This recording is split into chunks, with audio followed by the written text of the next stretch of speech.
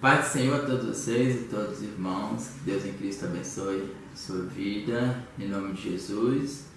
Eu sou o pastor Marcos Lina e o presbítero Flávio, da Igreja Assembleia de Deus, da congregação do INCRA 9.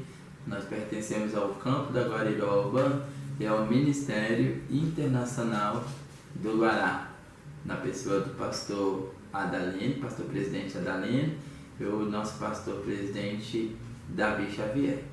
Nós estamos aqui hoje para falar sobre a lição de número 13. Estamos finalizando aí mais um trimestre da revista Atualidade Cristã, né? Que é uma revista própria do Ministério Internacional do Guará, tá?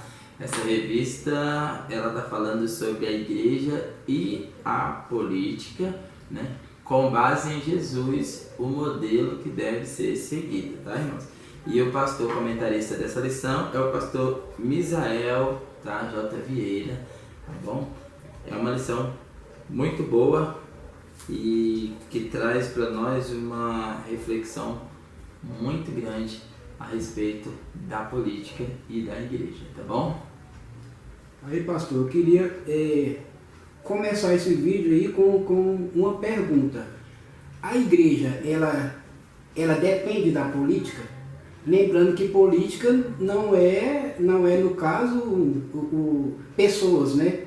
Deputado ou governador. Política, na verdade, é um sistema geral que controla tudo que a gente faz, tanto leis, então rege tudo. Então a igreja então a igreja, ela depende da política.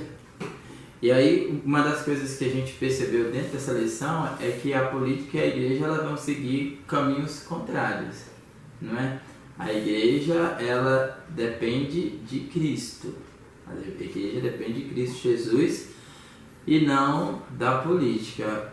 Os caminhos que a igreja segue e os caminhos que a política segue são caminhos completamente diferentes, tá? E a maior base que a gente encontra é quando Jesus, né, ele está com seus discípulos e vão pagar um imposto, né? E aí ele pede uma moeda e fala: o que tem na moeda? Aí eles vão falar: a cara de César. E aí Cristo vai falar: César o que é de César e a Deus o que é de Deus. E o interessante é entender também que a política, ela tem por base cuidar não de um grupo específico, mas cuidar de forma justa e de forma igual de todos, né? Exato. De todos. Só que o sistema político hoje é um sistema bastante corrompido, né? E aí, dentro dessa visão do sistema político que nós vivenciamos hoje, é que essa lição vai mostrar para nós que o modelo que a igreja segue é o modelo de Cristo, o modelo de Cristo Jesus.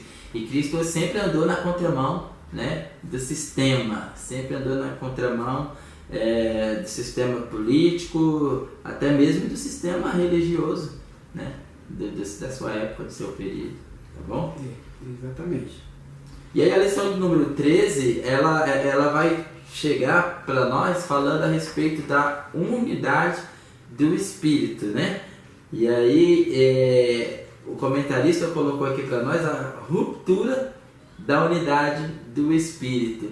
E aí a gente vai perceber logo que de início, né, no título da lição, a gente já vai perceber que o sistema político hoje, que tem se infiltrado dentro das igrejas, ele não coopera, né, para que a gente preserve a unidade do Espírito que há entre nós. Ele coopera mais para que haja uma divisão, né? Sim, uma divisão. E o fundamento aí mostra bem também, né? Seguir a paz com todos e a santificação, sem a qual ninguém verá ao Senhor. Então, é difícil estar no meio envolvido com meios políticos em favor próprio, né? E seguir uma santificação, porque são coisas bem diferentes, né? Servir a Deus e servir a política, não que não possa, né? Mas o problema é o meio que já está corrompida, né? Isso, então a corrupção é que é o problema. Justamente, e essa questão de santificação, né, ser santo é ser separado, né? Então a igreja é separada por Deus, né, como luz, como sal da terra. E aí essa mistura no meio político, no cenário atual, faz com que os que estão à volta enxerguem já a igreja como, por exemplo, se a política hoje, na visão da sociedade, essa não é uma visão nossa, essa é uma visão geral da sociedade, a política hoje é completamente desacreditada, né? Exatamente. Então, e a igreja, quando ela se infiltra dentro da política, ela vai se tornar também desacreditada aos olhos da sociedade, né? Então é por isso que ele está falando dessa questão de ser separado, né? Porque para a igreja não perder a sua credibilidade diante da sociedade, né? Verdade. O texto base que ele vai usar é o Hebreus, né? Hebreus capítulo 12, versículo 13 até o 17, tá? O escritor a Hebreus vai falar: e fazer veredas direita para os vossos pés, para que o que manqueja não se desvie inteiramente, antes seja sarado. Então aqui você já vê no 13 que ele está mostrando esse princípio de quem manqueja, aquele fraco, ele está na igreja para ser sarado, né? E não que as brigas partidárias faça com que aquele que manqueja, aquele fraco, acaba se desviando. Sim, acaba excluindo essas pessoas, né? E a igreja perder a identidade também como o órgão que cura, né, a alma das pessoas. O né? papel mesmo da igreja. Que é o papel da igreja. Né? E aqui ele vai falar assim, ó, aí ele fala: seguir a paz com toda a santificação, sem a qual ninguém verá o Senhor. Aí ele fala aqui, ó: tende cuidado de que ninguém se prive da graça de Deus, e de que nenhuma raiz de amargura brotando vos perturbe, e por elas muitos se contaminem, né? Então você vê que a lição está falando todo esse princípio, né, da unidade do Espírito. E quando a igreja perde, né, não a unidade, porque a unidade do Espírito não é algo que nasce de baixo para cima, é algo que já vem de cima para baixo. Né? A unidade do Espírito já existe, a igreja não promove essa unidade já existe. A igreja tem que apenas seguir o que foi mandado, né? E preservar essa unidade, porque quando ele não fala de uma igreja local, ele fala de todas as igrejas, da universalidade da igreja, né? Então, quando a gente entra, geralmente questões políticas separa muito, né? Divide muito. Então aí ela não contribui para que preserve a unidade, ela vai contribuir para que essa unidade vá se enfraquecendo a cada dia mais. Verdade. Olha como ele introduz aqui a lição. Ele vai falar bem assim: o Espírito Santo não habita em corações divididos, impuros ou que não demonstram ter a mesma fé deles, né?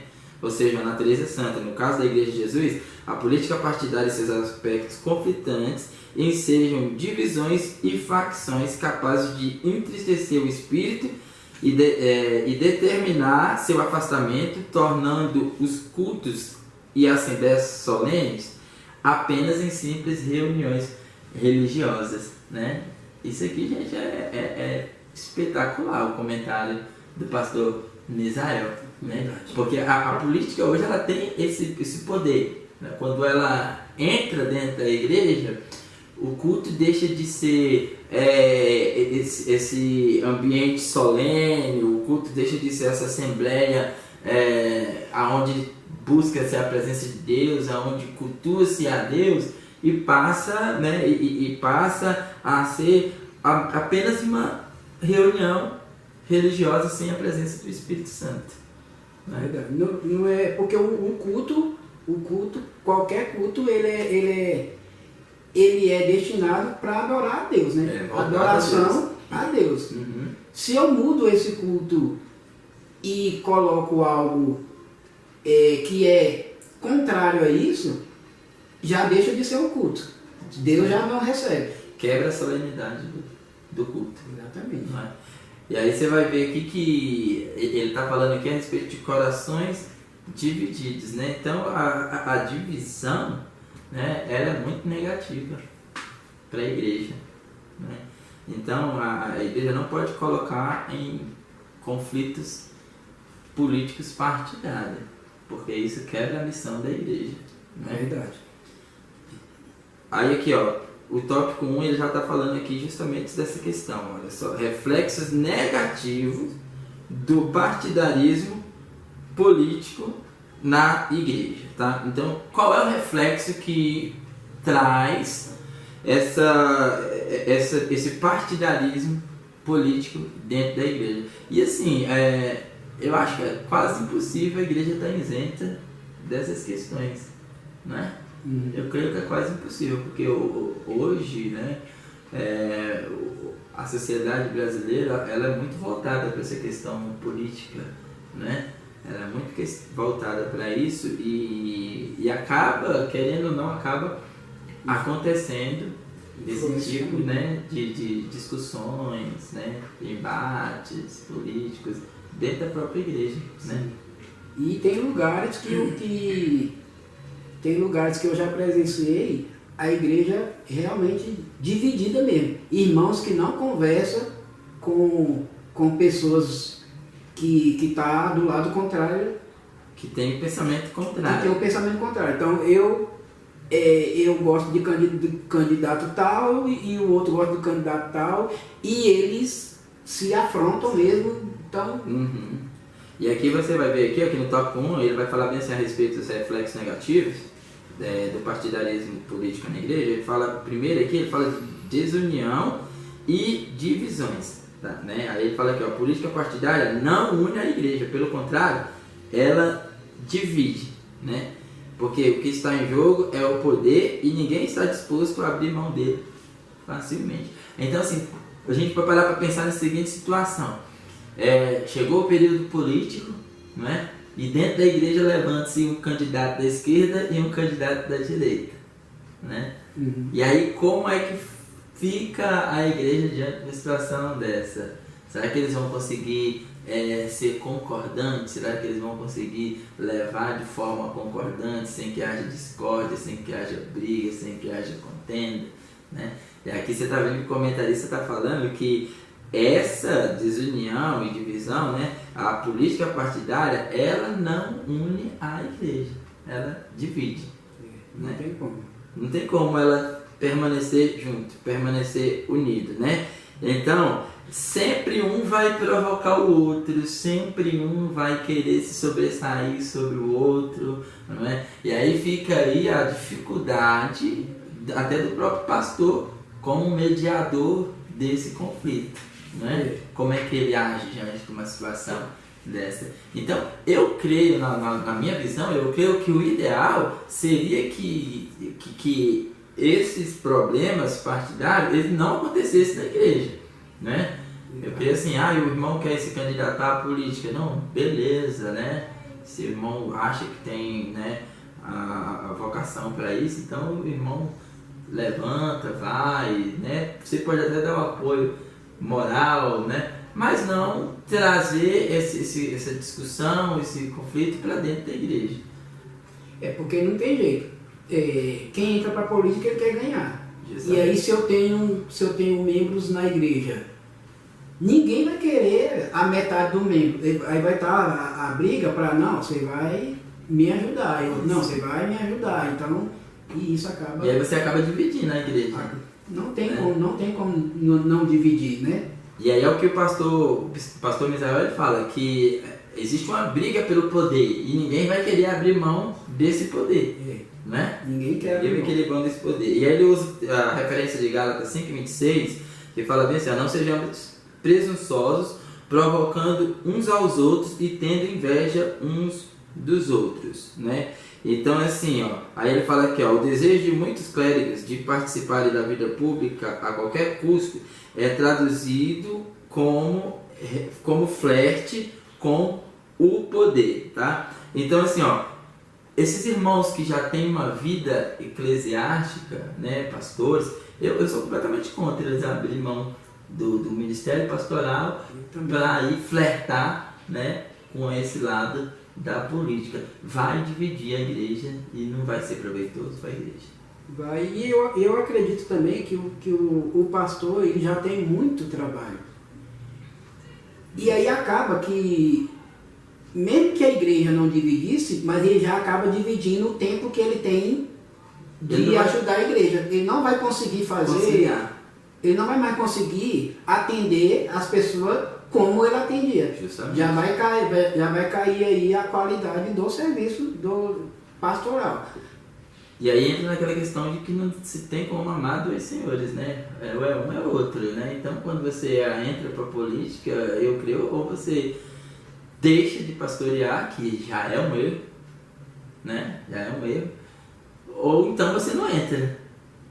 Então essa visão é essa. Então o reflexo negativo desse partidarismo na igreja, irmão, é porque ele vai provocar desunião e divisões dentro da igreja. Não? E isso aí não é bom para a igreja de Cristo.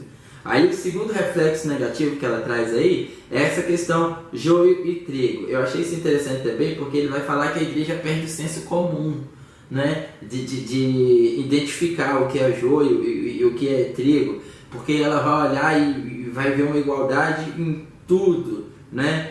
E aí quando ela não consegue ter, vamos dizer assim, esse senso do espírito de entender o que realmente é certo e o que não é, ela acaba se afundando cada dia mais, né, nessa briga política partidária. E aí a missão evangelizadora da igreja, a missão real da igreja, ela é comprometida.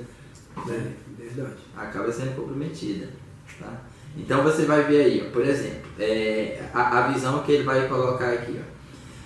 Provérbios 22, 1, porque a Bíblia vai dizer assim, ó, desfrutar de boa estima vale mais do que a prata e o ouro. Tem uma lição aqui que o pastor Misael até colocou essa questão. Ele está falando assim, olha, se a igreja entra na política, a sociedade já vai olhar para a igreja não mais como um lugar espiritual, mas ela já olha para a igreja como um lugar material. Ele até usa aqui o termo que veio bem aqui no tópico 1, 2, ele vai colocar bem assim, ó.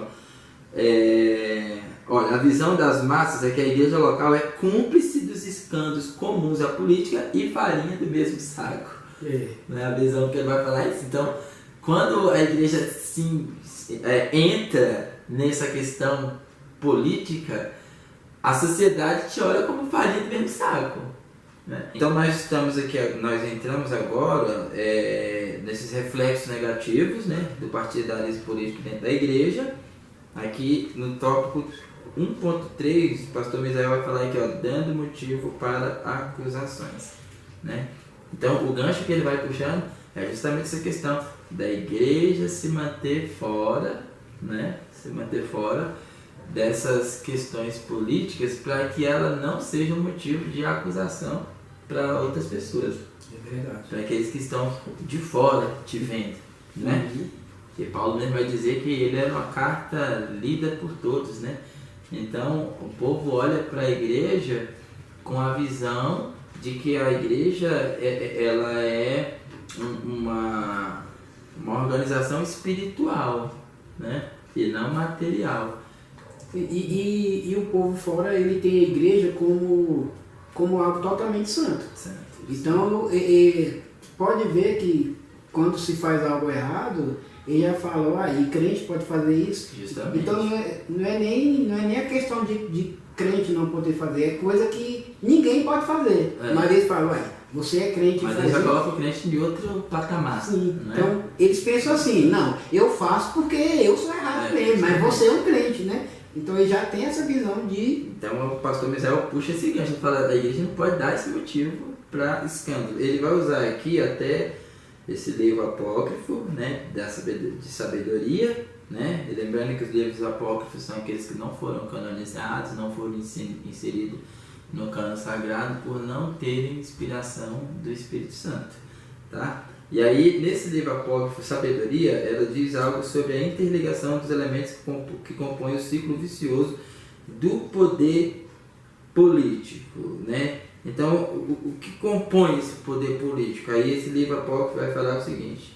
tudo está interligado, sangue e homicídio, furto e mentira, corrupção e infidelidade, perturbação e perjúrio. Então você vai ver que é uma sacola bem cheia de coisas ruins, não é? E aí, mesmo que entre uma coisa boa no meio, mas tem muita coisa ruim, Tem né? muita coisa ruim, né? Então dificilmente aquele que se põe nesse meio, ele consegue se sair, né, bem, se sair santo, se sair separado. Ele pode até conseguir, mas à vista de quem está de fora, né, o fato simplesmente de ser político para quem está fora já é o quê? É corrupto. Né? Às vezes você pode ter as maiores e melhores intenções, mas a sociedade já te enxerga, né, por esse lado. É corrupto, está lá por causa do salário, está lá por causa deles, não vai nunca olhar pela boa vontade. Eu até acredito que tem muitos políticos de boa vontade, eu até acredito que tem muitos ali que mantêm firme, né, que entraram mesmo para tentar resolver o problema da sociedade, mas quando entra lá dentro já é um sistema bem corrompido e dificilmente ele se mantém, né? E a questão também, as pessoas têm o seguinte pensamento: não, nós temos que pôr políticos com os crentes para quê? Para que certas coisas não sejam aprovadas, ou para que ele aprove alguma coisa. É uma defesa da igreja. Só que se a gente for ver o número de cristãos, só se eleger só cristão, porque precisa de um número maior para poder aprovar alguma coisa. E mesmo assim ele ainda estaria entrando com um propósito errado, né? Ele estaria entrando errado, porque se você entra na política, tu tem que entender que você entrou para cuidar de uma sociedade que tem diversos segmentos, né? Tem cristão, tem católicos, tem, né, os ateus, tem os homossexuais, né? E se eu entro na política, eu entro para cuidar de todo mundo. Eu não posso pensar em um projeto ou em algo, eles não podem pensar para beneficiar um grupo. Um grupo só. Justamente. Aí fica difícil. Então tem que ter esse pensamento, tá? Então, quando as pessoas com mãos sujas de injustiça, mentira e corrupção se atrevem a apontar o dedo contra a igreja, é sinal que deixaram de enxergá-la como um ente espiritual e confiável, para vê-la apenas como uma associação. Ele usa Lucas 14:34, né? Que ele vai falar aqui, ó. Bom é o sal, mas se o sal degenerar, com que se há de salgar? Então ele vai falar que quando o sal perde a sua essência, ele só serve para ser pisado, ele não tem mais, né? E não é mais nem sal. Outro proveito, deixa de ser sal. Deixa de ser sal. E se a igreja é sal, ela não pode perder, né, esse papel de sal, esse papel de luz, de iluminar, de salgar, né? A finalidade da igreja é essa. Então, quando a igreja se coloca em questões políticas partidárias, ela acaba perdendo, né, o foco. Tá bom? Agora que nós saímos daqui, vamos para o tópico 2. Tá? A igreja deve vacinar-se contra os desvirtuamentos. Tá? Que desvirtuamentos são esses? Primeiro aqui, 2.1, ele vai falar divisões e facções. Tá? O homem ingênuo dá crédito a tudo, enquanto o sábio pondera as coisas. Né? Eu acho que isso aí é um senso que todo líder, todo pastor, ele precisa ter. Esse senso de saber ponderar as coisas, né? Ele tem que saber o que é certo, o que não é, o que vem de Deus, o que não vem, o que é santo, o que é profano, né? O culto é voltado a Deus, eu não posso misturar isso com a política. Então eu acho que o que falta é justamente essa questão de saber ponderar, né? De saber separar. Porque esse povo só entra no nosso meio porque eles encontram a porta aberta. Verdade. Não é verdade? Outra coisa também, eu acho que a igreja ela deve ensinar, ela tem que ensinar os cristãos sobre tudo. Justamente. Porque aqui, ó, o homem ingênuo, ele dá crédito a tudo. Então, quando a pessoa não tem o conhecimento, qualquer um chega lá e engana eles. Justamente. Se ele é ensinado em tudo, ele já não vai ser mais um ingênuo. É verdade. Ele já vai ter conhecimento das coisas. Verdade. Então ele não vai aceitar qualquer coisa. Ele já tem uma maturidade, né? Ele tem uma firmeza doutrinária. E aí é o princípio que ele vai adotar aqui, ó, quando ele pega o texto de Atos dos Apóstolos, né, do capítulo 20, do versículo 28, a 31. Ele mostra a responsabilidade que existe sobre o pastor, sobre aquele que ensina, né? Sobre os mestres da igreja. Existe uma responsabilidade. Quando a igreja é ingênua dentro dessas questões, dentro desses assuntos, ela acaba sendo levada mesmo, né? Por esse pessoal que entra com a aparência de que é bom, mas que no final é mal, né? Então, eles acabam não sabendo separar o que é justo e o que não é. Porque a gente não pode generalizar também, embora a política é um cenário completamente desacreditado. E isso não é porque o pastor Marco está falando, ou porque o ministério lá fala, o ministério... Não, é porque o cenário político hoje ele é desacreditado. Isso é fato, né? E é uma coisa que Paulo já vem alertando, né? Desde aquela época, então já é um cenário completamente desacreditado. Aí você vai ver o seguinte, que existem políticos bons, existem políticos temente a Deus, né, espalhados pelo Brasil, que merecem um voto de confiança. Então eu acho que a dificuldade é a gente conseguir, né, ponderar as coisas, né, conseguir identificar quem são esses. Porque muitas vezes até nós mesmos vamos pelo esse lado político partidário, a gente vai muito por essa questão do que nos favorece e não do que favorece toda a sociedade, né? E aí é tanta gente com olho no poder, que aí acaba se lançando muito político e acaba que nenhum ganha porque a igreja se divide demais. Então, a igreja tem que evitar divisões e facções, tá?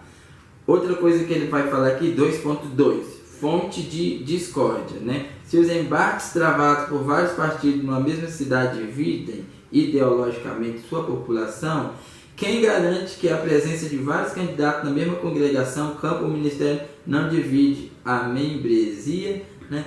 Então, gente, aqui você já percebe que este é o cenário atual, né, da igreja do século XXI.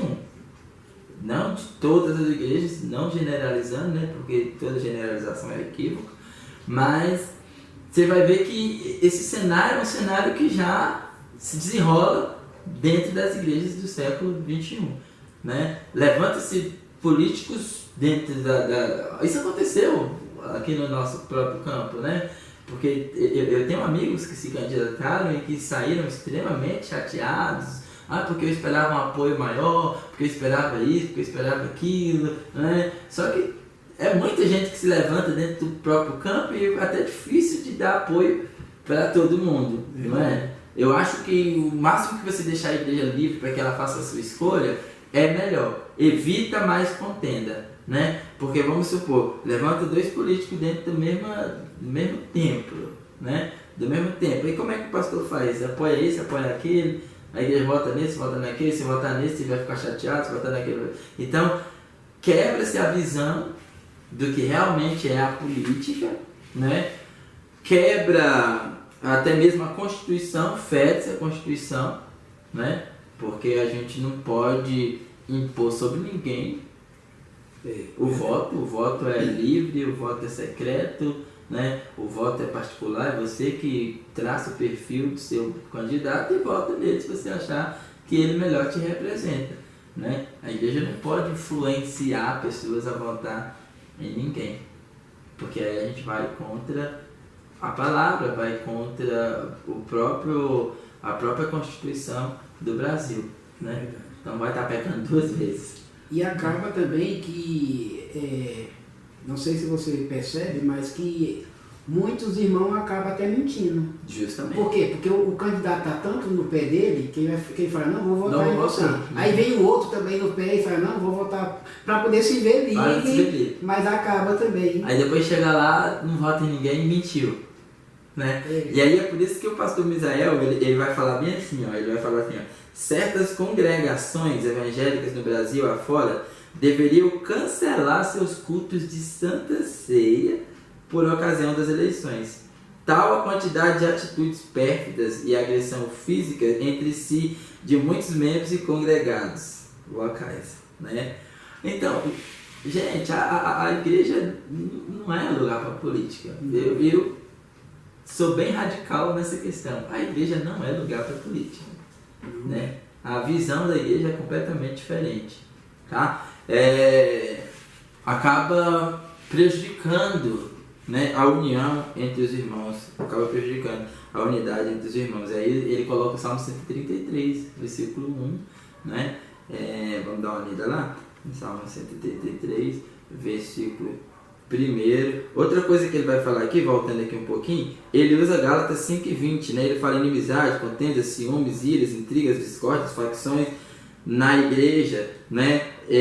Paulo advertindo, não deve haver essa discussão. 133, não pode ter essa discussão dentro da igreja, né? E quando a gente traz esse cenário político para dentro da igreja, vai ter discussão. Porque sempre tem na igreja da direita, da esquerda, sempre. que pensa por um lado e pensa por outro. E aí esse Salmo 133 vai falar dessa questão, a união, né? Com bom e com suave é que os irmãos vivem em união. Quando eu trago essa questão política para dentro da igreja, eu vou ter desunião. Ninguém vai pensar pelo mesmo caminho, né? Ninguém pensa pelo mesmo lado. Não adianta quem não pensa.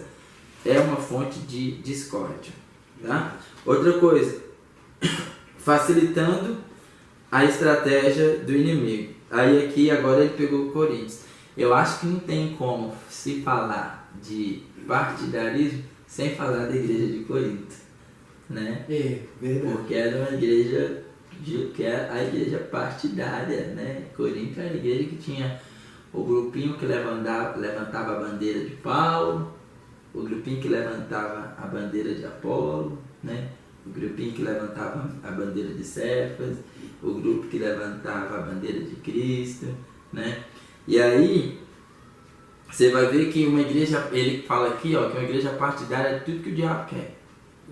E é porque tinha pensamento assim, em pessoas que faziam a vontade de Deus, né? Justamente. E mesmo assim, o partidarismo dele não foi aceito. Justamente. Então, muitas das vezes, o pastor pega um candidato para ele. Não, esse é o meu candidato, né? E aí ele vai falar para a igreja, vocês vão votar nesse candidato, né? Só que a igreja não gosta daquele candidato, né? Ela não quer aquele candidato. Aí, às vezes, até o pastor mesmo vai se posicionar de uma forma discordante com a igreja, ele não vai gostar, vai se chatear, mas porque esse é o candidato da igreja, por que você não está votando nele e tudo? Então, é um cenário a qual o diabo gosta de trabalhar, que é a contenda, né? Divisões e contendas, tá? Então, isso acaba facilitando a estratégia do diabo. O diabo age muito